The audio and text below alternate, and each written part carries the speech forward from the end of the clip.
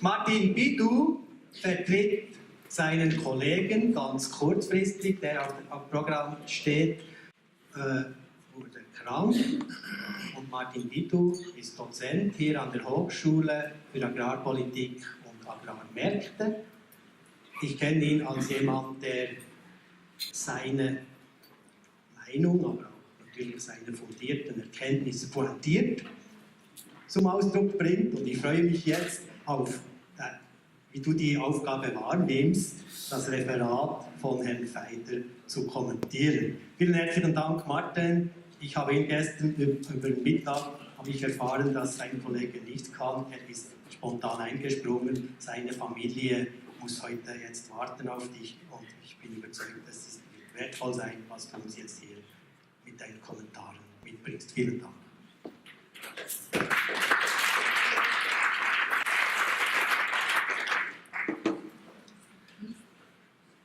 Bonjour à toutes et bonjour à tous. En raison du remplacement de dernière minute, mes collègues ont accepté que je m'exprime en français. Donc je m'efforcerai de le faire de manière claire et à un rythme qui n'est pas trop soutenu.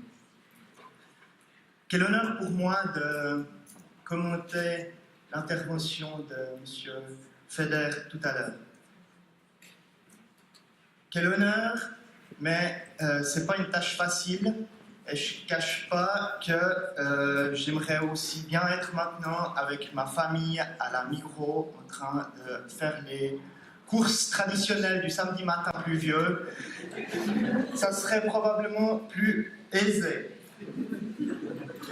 Toutefois, je vais m'efforcer de réagir à quelques-unes des propositions et des réflexions qui ont été présentées par M. Feder, tout en sachant que ma spécialité c'est la politique agricole suisse.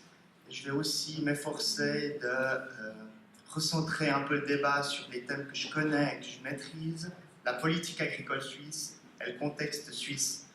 Je n'ai pas la possibilité de me prononcer sur la situation au niveau de l'Union européenne.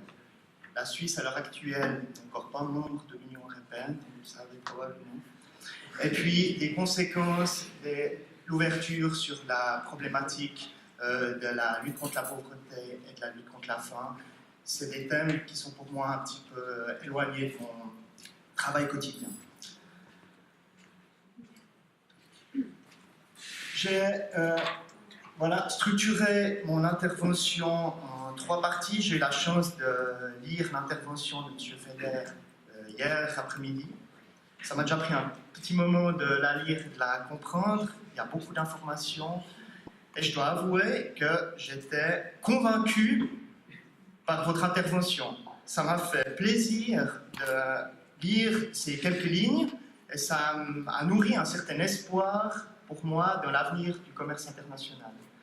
Entre la voie du multilatéralisme sauvage, qui était peut-être celle qu'on a connue jusqu'à aujourd'hui, et peut-être la voie du populisme isolationniste qui tend à émerger, il y a une troisième voie qui est possible, et c'est celle que M. Feder nous a présentée tout à l'heure, et c'est la voie qui me plaît et qui me convainc également.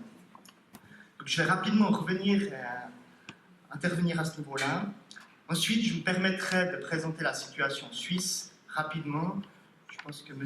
Roth le fera après de manière plus précise et professionnelle que moi. Et pour finir, quelques réflexions par rapport au secteur agroalimentaire suisse et à la sécurité alimentaire. 1989, la chute du mur de Berlin. La plupart des gens de la salle ici se rappellent de cet événement. J'avais 6 ans à l'époque, je me souviens, on regardait ça à la télévision avec mes parents. Et puis, ça marque un moment important, c'est la démocratie libérale qui s'impose comme le système politique le plus convaincant. Les 30 années qui ont suivi, on a cru en ce système, et peut-être qu'on y a un peu trop cru. Ça a permis un certain nombre d'évolutions positives. une croissance économique globalisée relativement importante, liée aux gains de l'échange et de la spécialisation, une meilleure allocation des ressources au niveau de la planète, une certaine croissance économique, plus d'innovation, plus de compétitivité, peut-être aussi une plus grande liberté individuelle, de manière globale, peut-être une certaine mixité et tolérance qui s'est installée également, donc également des choses positives. Mais force est de constater, après 30 ans, qu'il y a un certain nombre d'éléments qui n'ont pas été si positifs que ça, et je crois que M. Feder les a très bien mis en évidence de son interlocution. La répartition des profits économiques est très problématique. L'augmentation des inégalités est un fait réel, et ça a été également très bien présenté tout à l'heure. La concentration des pouvoirs de les mains de quelques multinationales, c'est aussi la conséquence de cette évolution. Pour finir, la financiarisation de l'économie était un thème important en 2008, la crise alimentaire et puis la crise qui a suivi.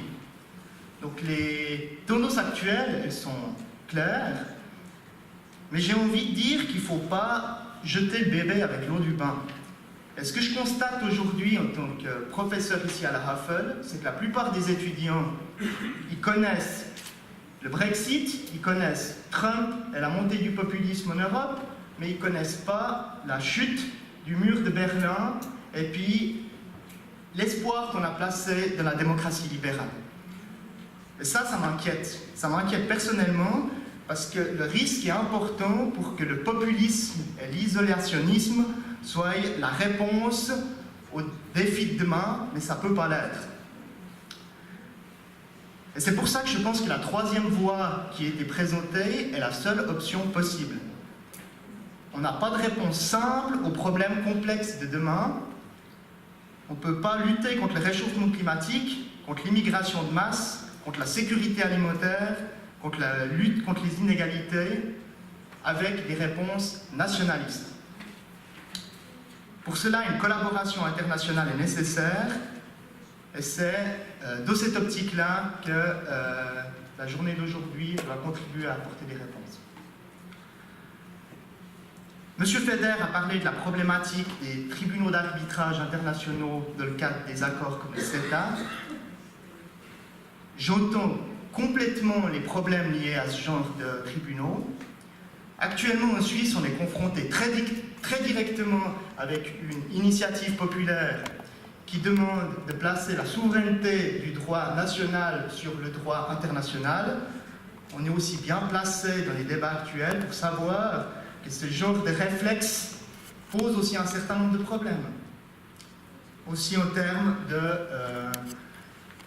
tribunaux internationaux, respect des droits de l'homme, et ce genre de réflexion qui pourrait être mise en question avec, je dirais, un retour de balancier trop violent de l'autre sens.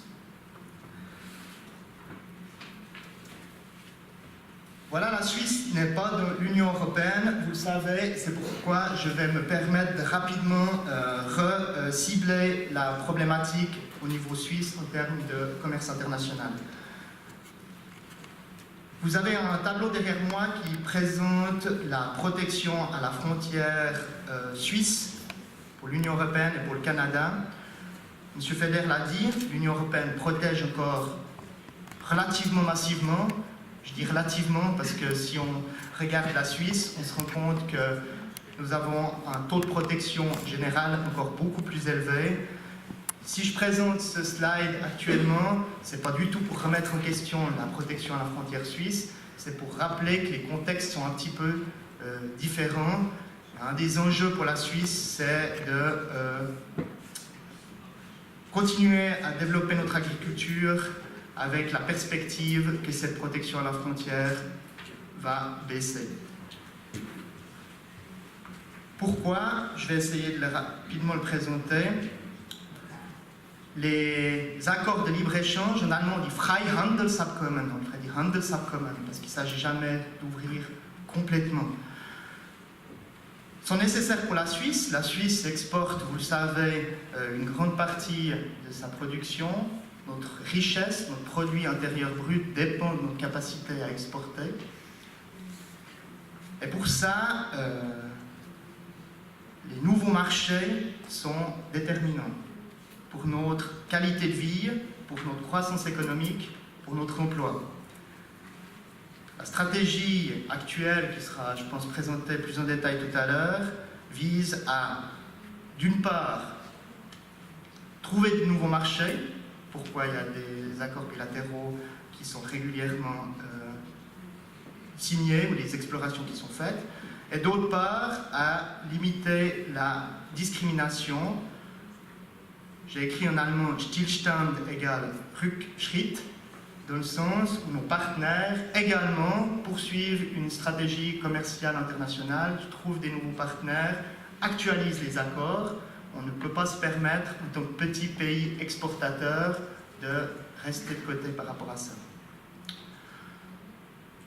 L'OMC actuellement est relativement... il y a un accord global à l'OMC dans le cadre du cycle de Doha semble hors de portée, donc la voie bilatérale semble être la solution pour l'économie suisse. Et puis le slide que je présente actuellement l'atteste. Depuis que les accords multilatéraux avancent relativement lentement, la voie bilatérale avance rapidement avec un boom depuis les années 2010. Je ne m'attarde pas plus longtemps. Je vais maintenant sur le suivant slide. Jusqu'à maintenant, la négociation d'accords internationaux s'est faite avec des pays qui étaient relativement peu ambitieux dans le domaine agricole. Si on en croit les négociateurs actuels, l'avenir sera différent. Parce que les pays avec lesquels la Suisse négocie actuellement, le Mercosur, la Malaisie, l'Indonésie, les États-Unis, sont des pays relativement ambitieux dans le domaine agricole. Ça veut dire qu'on peut s'attendre à ce qu'il y ait une certaine pression qui arrive sur les importations et sur les droits de douane suisses. Jusqu'à maintenant, on négociait des lignes tarifaires qui nous paraissaient intéressantes.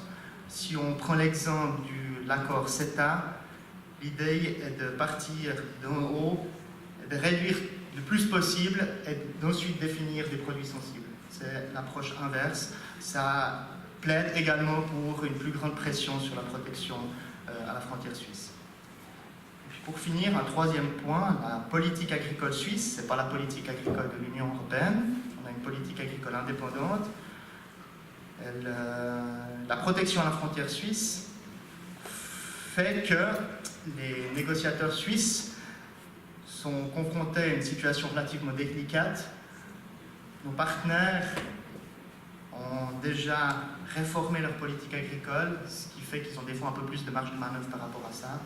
Et puis, ce n'est pas si évident pour la petite Suisse de, en fin de compte, trouver une voie qui soit acceptable.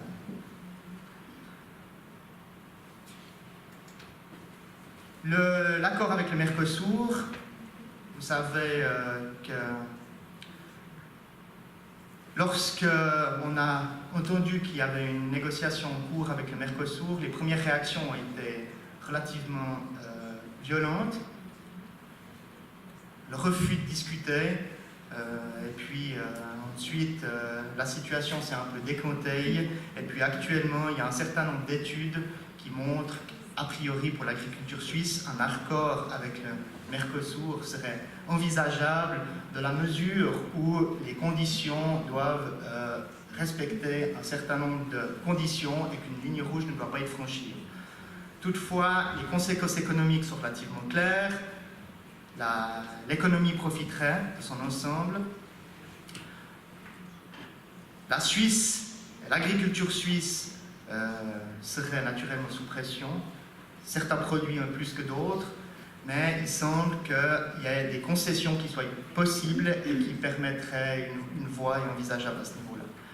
Les conséquences sociales, elles sont beaucoup plus difficiles à estimer à ce niveau-là. Et puis c'est peut-être ici la grande problématique. J'ai bien aimé une phrase qu'a dit M. Feder tout à l'heure, c'est rendre des accords de libre-échange qui soient acceptables par la population. Et je crois que c'est dans ce sens-là qu'on doit aller, et c'est aussi dans ce sens-là que je souhaitais orienter mon intervention avec une dernière réflexion que j'ai volée à mon collègue Lerthaler, Filippo. La sécurité alimentaire, elle a 4 piliers qui sont importants. L'accès, la disponibilité, l'utilisation et la stabilité. L'ouverture peut avoir des effets positifs et négatifs sur ces 4 piliers. Ce qui est certain, c'est que la Suisse importe plus de 40% de ses denrées alimentaires. Actuellement, vous le savez, il n'a pas plu depuis bientôt 6 mois. Aujourd'hui, c'est l'exception. Le Rhin est bas et ça pose un problème pour l'importation de soja en Suisse. Les prix ont augmenté, ce qui fait augmenter le prix pour les denrées alimentaires et puis le fourrage. Le bonheur n'est pas derrière des murs fermés. Si l'Union européenne peut rêver à une forme d'auto-approvisionnement, ce n'est pas le cas de la Suisse et nous dépendons fortement d'accords internationaux qui soient certes justes, mais qui fonctionnent pour garantir notre propre sécurité alimentaire. Et dans ce sens, je pense qu'il faut justement pas jeter le bébé avec l'eau du bain. Je rajouterai encore une cinquième réflexion aux 4 qui sont présentées, c'est Einschätzung der Konsumenten. La sécurité alimentaire ressentie nous semble aujourd'hui des fois plus problématique que la sécurité alimentaire réelle, notamment en Suisse. Je ne parle pas des pays en voie de développement. En Suisse, la sécurité alimentaire, honnêtement, nous inquiète relativement peu. Si j'étais à la Migros avec ma femme aujourd'hui, je ne me demanderais pas est-ce qu'il va y avoir suffisamment de nourriture dans les rayons. Par contre, quand je discute avec des collègues hors secteur agroalimentaire, ils ont un sentiment et une méfiance vis-à-vis des denrées alimentaires qu'ils achètent qui me semble importante et qui me semble grandissante. Et encore une fois, ça rejoint la même problématique des accords internationaux qui sont acceptés par la population. Ça nécessite un dialogue, ça nécite une transparence, une discussion autour pour aussi mettre en évidence les aspects positifs que ça peut apporter et pour ne pas tomber dans le piège populiste et isolationniste. Voilà, j'arrive au terme de mon intervention. J'espère que j'ai respecté le temps qui m'était imparti avec un dernier slide pour rappeler l'importance du dialogue. Et puis je crois que c'est la raison pour laquelle nous sommes là aujourd'hui. Je vous remercie pour votre attention.